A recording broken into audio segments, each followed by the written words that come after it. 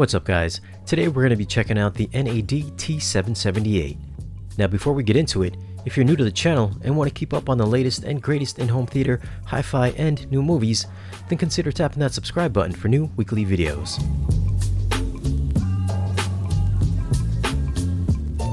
Inside we get the accessories box containing 2 power cords, foreign and domestic, the calibration mic for Dirac room correction, and here's a surprising little addition is we actually get some rack mounts in the box.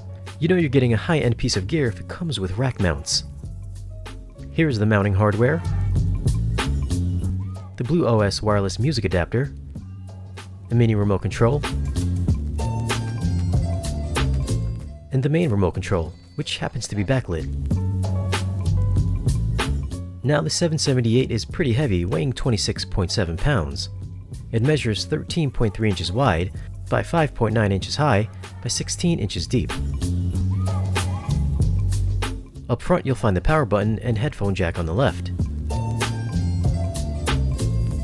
The volume knob, USB, and HDMI inputs are on the right. And front and center is the color touchscreen.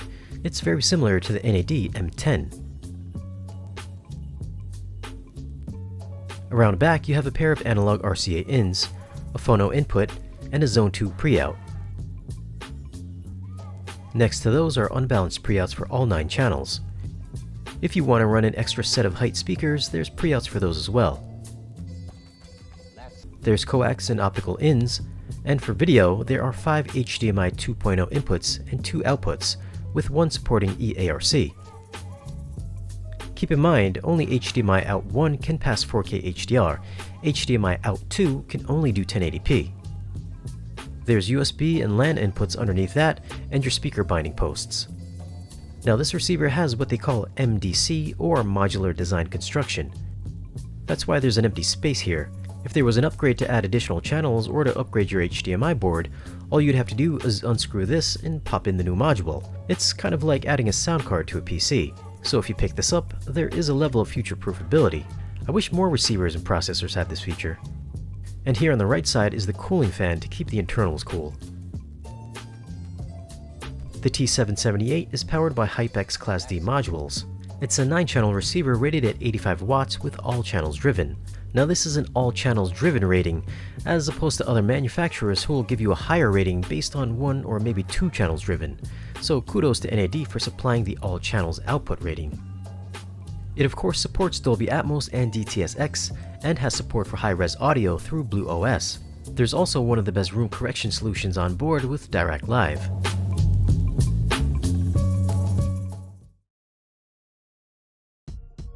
For setup, I'll be hooking the receiver up to 9 Bowers & Wilkins CT 7.4 speakers, a REL 1205, and SVS PB16 subwoofers.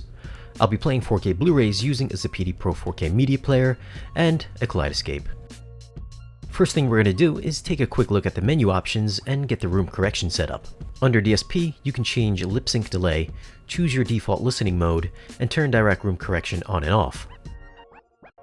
Under tone control, you can turn on bass and treble control or boost the center channel.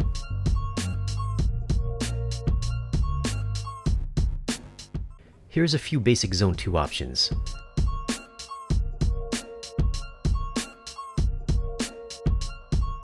Under control setup is where you'll change auto standby, control through LAN, and HDMI CEC settings. This also has support for eARC.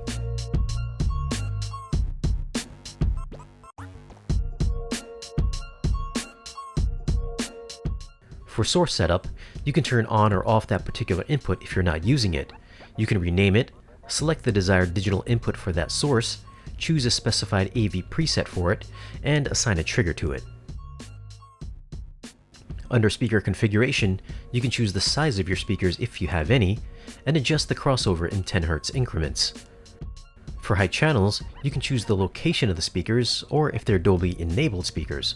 In order to use height 2, you will have to add an additional amplifier, or you can assign the back channel amps to power the height 2 channels. Now, in order to use enhanced bass, you will have to be sure the front speakers are set to large.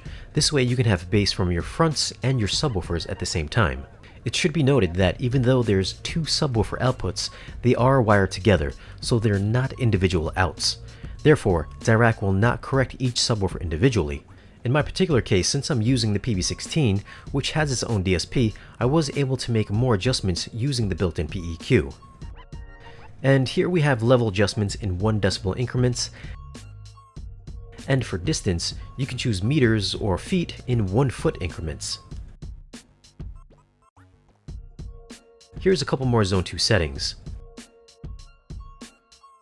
Under Amplifier Setup is where you can change the back channel amps to either bi-amp your fronts, power Zone 2, power the height 2 channels, or for powering the back channels. There's a few options for triggers in this section here. For listening modes, you're able to choose the default sound for Dolby, DTS, PCM, and analog formats. There's also a few other settings you can apply, like dynamic range and dialogue controls to Dolby and DTS. Under Enhanced Stereo, you can choose which speakers are going to remain active to give 2-channel a bigger presence.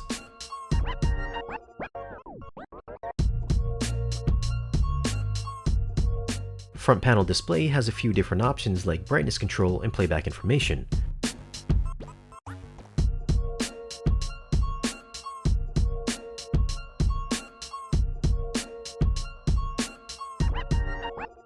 The rest of these settings are self-explanatory, so just hit the pause button if you need to see something.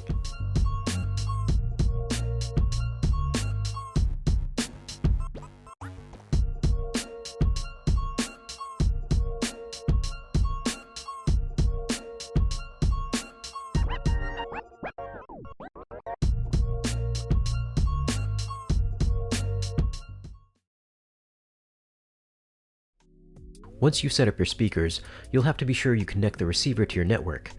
Download the Dirac software to your PC, and it should find it right away. This screen will show the available microphones that are available to use. You can use the supplied mic, but I used my UMic 1. The UMic should be plugged into the PC before starting.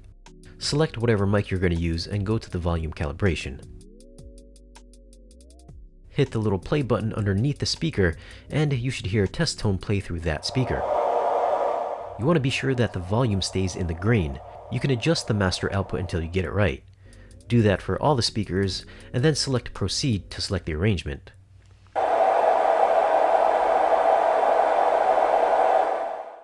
Do that for all the speakers, and then select Proceed to select the seating arrangement. Here you can choose the type of correction you want to measure for. You've got tightly focused, which per the picture would be for a single person, focused, and wide if you want bigger coverage.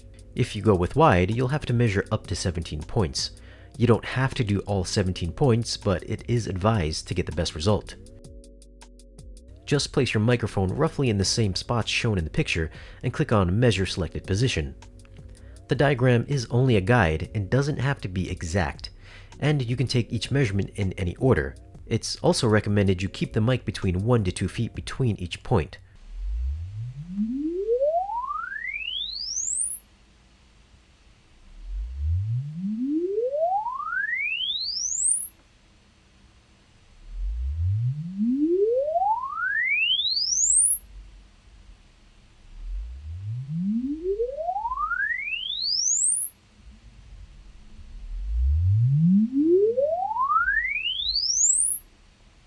Once you finish all the measurements, you can click Proceed to Filter Design, and it'll bring up the target curve. Here you can see the impulse response and that the speakers are all in their respective groups. If you want to create your own curve, just select the group of speakers you want to change, and you can use these little points and adjust them however you want.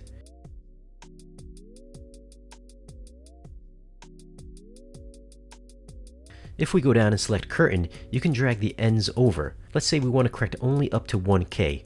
All you have to do is drag the slider all the way over to 1K. You can do that on the other end too. If you want to measure the entire range, just pull the curtain all the way open. Of course, you can do the same for the subwoofer as well. You can adjust the curve or limit the amount of correction applied. If you look down at the bottom here, you can see it's calculating the filter. When it's done, Click on Proceed to Filter Export and pick one of the 3 empty slots. You'll have 3 slots available in case you want to have a measurement for movies and for music and another one for whatever else. Now give it a name and click Export Filter. It'll then save on the receiver. Now here's a little tip. In case you happen to reset the receiver or something else goes wrong with the Dirac file or the receiver, you can always reload any measurement file and send it back to the receiver.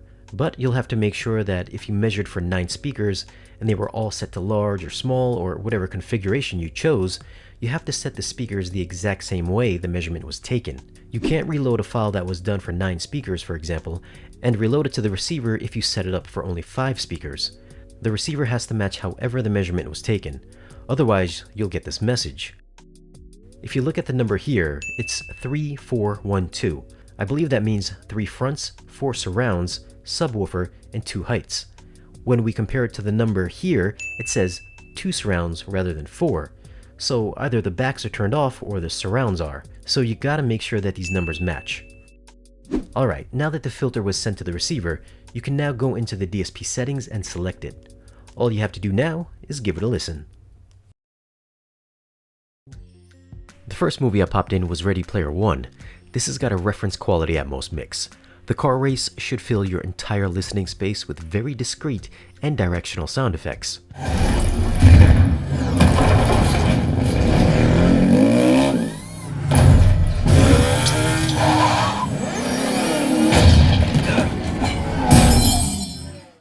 One of the best parts of this is when Kong drops down from the building and runs across the back speakers. You'll hear him fall from the high channels, over to the right surround, around back and over to the left surround speaker, all while the sound of the DeLorean is blasting away in the front soundstage. Go, go, go! Get there! Come on!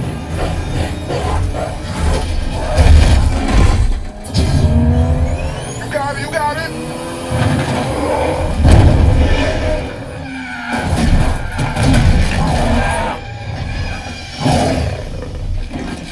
Balls!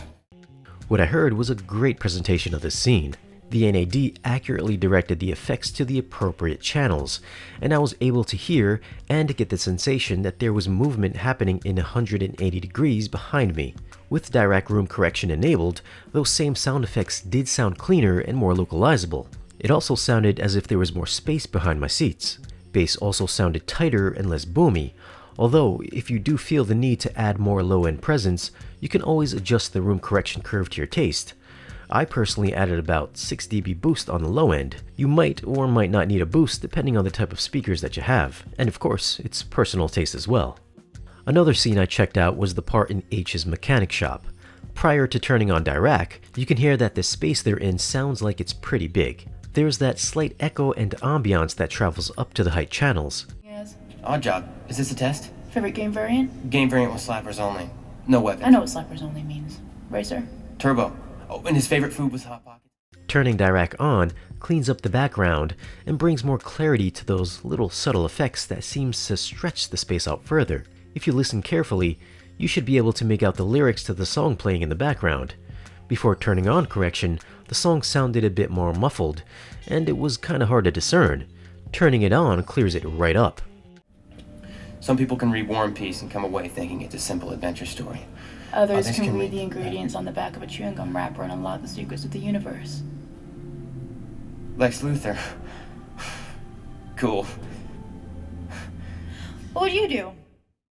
In keeping with big spaces and subtle sound effects, I threw in A Quiet Place on 4K Blu-ray.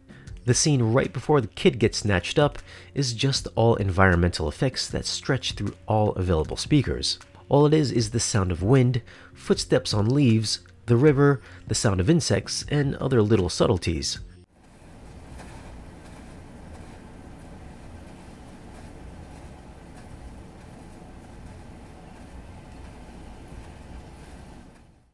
What helps to elevate the spaciousness of the soundtrack is how quiet the noise floor is on the 778. If you stick your ear right up to any speaker, it sounded dead quiet.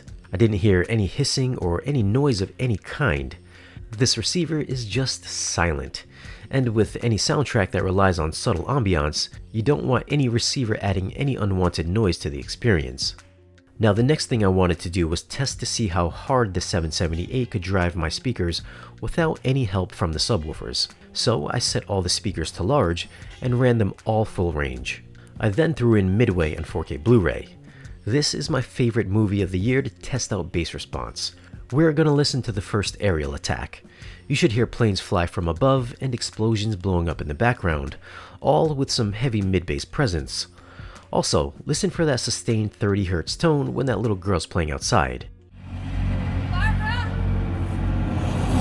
Barbara! Barbara, come here! Come on, sweetheart.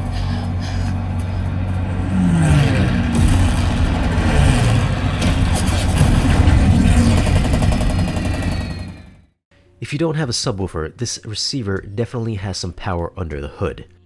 Now as reference, my normal setup pushes 200 watts per channel, so I know how my speakers sound with more wattage. The NAD obviously doesn't push the B&Ws as hard, and the bass response doesn't have the same extension as what I get with my dedicated amp. Still, there was an ample amount of power to make those explosions be felt, and I thought the receiver sounded clean when pushed hard. If I had to give it a percentage, I'd say I got about 80% of what I'd normally hear with my amplifier. I've been using this solidly for the past few weeks. Issue-wise, the only thing I've noticed is after updating the firmware, the receiver would only function in 2-channel mode. After a full reset, everything went back to normal. It might be different for you though. Other than that, as far as usability, I think not having some kind of on-screen display can make changing settings a bit of a hassle if you can't see the LCD screen on the receiver. As I mentioned before, if you need to get into the settings, it'll cut off any movie or TV show that you're watching. And if you happen to program, let's say, your Harmony remote to change the sound format, there's no kind of indication on screen that tells you what the format is that you just changed to, so you're kind of shooting blind. If there was some kind of web interface or even an app, then that would alleviate everything I just said. But there isn't, so if your equipment is hidden away in another room, then this could become very annoying. I'm also still not sure why there has to be an external dongle to be able to use BlueOS streaming. I know you don't see it, but you'd think it'd be built in by now. It just seems like a clunky solution. Having said all that, I found switching between sources was no faster or slower than any other receiver I've used in my home theater. Keep in mind, I am using a projector. I've heard about random things like the receiver shutting off or not catching the HDMI signal, but I've never experienced those. As far as sound quality, I think that for an AVR, this is right up there at the top. I'm a big fan of what Dirac does for my room over what the other brands use. The sound was detailed and present, and the receiver throws out a huge soundstage. On certain receivers, I'm always hearing people say there's barely anything happening in the top channels, and I do find on certain brands and models that this can be true. With the NAD, I'd say I'm getting very similar performance to my much more costlier processor setup. Height channel effects have very good distinction as with the other surround channels, so hearing those discrete effects shouldn't be something you should try and listen for. It should be effortless and sound like a natural bubble of sound. I think NAD's processing and having Dirac on board really does separate the receiver from other similarly priced options, and in some cases, much more expensive options. This is a top-tier receiver with some future-proof ability, and to my ears, one of the best sounding AVRs out there now. If you're thinking about upgrading to a new receiver this year and care about your audio, then the 778 should be in your top 2 choices. It's an amazing sounding AVR. So tell us your thoughts on the NAD T778. Have you heard it, and how do you think it compares to the competition out there? Leave a comment and let us know. As always guys, thanks for watching. If you want, you can find us on social media, and if you want to support the channel, you can find us on Patreon. Don't forget to like, share, and subscribe, and we'll see you guys again in the next one.